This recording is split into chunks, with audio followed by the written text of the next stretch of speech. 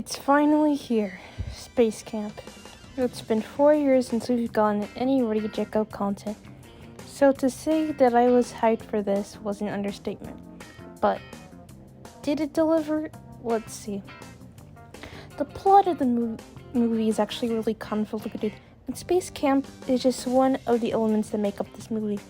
Jet wants to be like his TV hero, the Great Galacto, so he goes common surfing, but Sunspot burns his tail, which causes him to shrink, and Jet has to stay behind from Space Camp so he can try and build an engine that can take him to mascarpone, a faraway planet that is the only thing that can cure Sunspot's shrinking.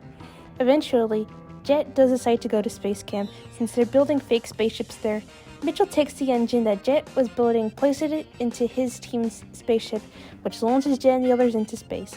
Now they have to go to mascarpone and get to the shrinkulum, the element that can cure Sunspot, in time to make it back to Space Camp. Oh, and also there's another Bortronian on Earth named Stella, Singularity, who was previously the #1 fan of the Great Galacto until Jet replaced her, and since she was on Mitchell's team, she's also on the spaceship, and tries to hijack the mission so she can become the #1 fan again. Now that we've got the story out of the way, let's evaluate it. There is definitely a lot of emotion in this movie. You laugh at Phase 9000's ridiculous attempts at disguise. You feel sorry for Jet because he's losing his best friend, Sunspot. You go, aww, when Sunspot finally gets cured. You get worried when the kids almost get sucked into a black hole, but then you are filled with awe and relief when they successfully escape it.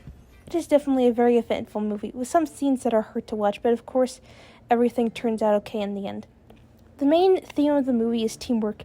Jet wanted to go to mascarpone by himself, and he said he didn't want to take Sean, Cindy, and Mindy because he didn't want to put them in danger. He also wanted to be like the Great Galacto, who always does everything by himself. But they end up coming anyways, and then when it seems that all hope is lost, they assure Jet that they are there to help him when he needs it. And speaking of the Great Galacto, he admits that he doesn't actually do everything by himself, as he has a crew to help him. It's only when Jet works together with his friends that they find the shrinkulum and save Sunspot. The teamwork theme is also showcased with the character of Stella, who, by the way, is the best character in the movie. She's cool, she's daring, and she always likes to be #1. She doesn't really understand teamwork at first, and is quite rude towards the others, but eventually she undergoes character development and starts working as a team with the others. And by the end, she doesn't care whether she's a #1 fan of the Great Galacto or not. What a great arc. Some other tidbits of character development that I liked in the movie are the fact that Mindy gets to pilot the spaceship at one point. Remember, this is the girl who, at the beginning of the series, wasn't allowed to go anywhere past Jet's yard, and now she gets to pilot a spaceship. Also, Sean is much braver in the movie than he was in the series, something that Cindy points out. And for Jet, well, let's just say that he went through his Madoka arc. Because Sunspot burned his tail while common surfing, Jet thinks that's all his fault, and makes bad decisions continuously throughout the movie, like not telling his friends about what happened, and then at one point, just breaks down. Jet propulsion. One of the happiest characters in fiction, getting depressed and almost losing his best friend. Yikes.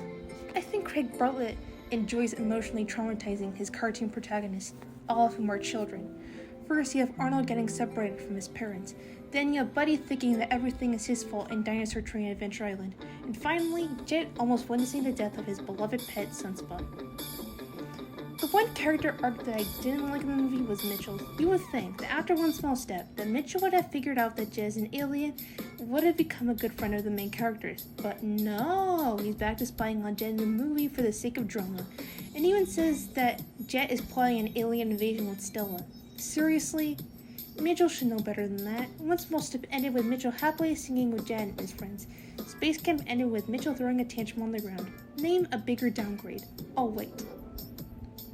But on a more positive note, can we talk about the animation in the movie? I can't show you any actual footage because it'll get screwed over. But if you watch the movie, you'll know that it's so smooth and pretty. Since they have a bigger budget, this makes the character movements smoother and backgrounds look more realistic.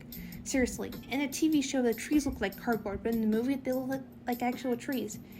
And what about the songs in the movie? What else can I say other than they're great as always? Jim Lang is the greatest of all time. From the ska-inspired Dear Great Galacto to the emotional Brother from Another Sunspot Mother to the groovy Super Hyperdrive, it's all so amazing. Overall, this movie was amazing and was definitely worth the 4-year wait. If you haven't seen the movie, I think you have to watch the Ready Jacob series before you watch the movie because The movie will only make sense to someone who has seen the series, especially considering the character development, and the fact that the movie tonally is very different from the TV show because it's more dramatic and stuff. Seriously, watching Space Camp and watching your average episode of Ready Jet Go is like watching two different things. But if you're a Ready Jet Go fan like myself, you will definitely love the movie. Thanks for watching.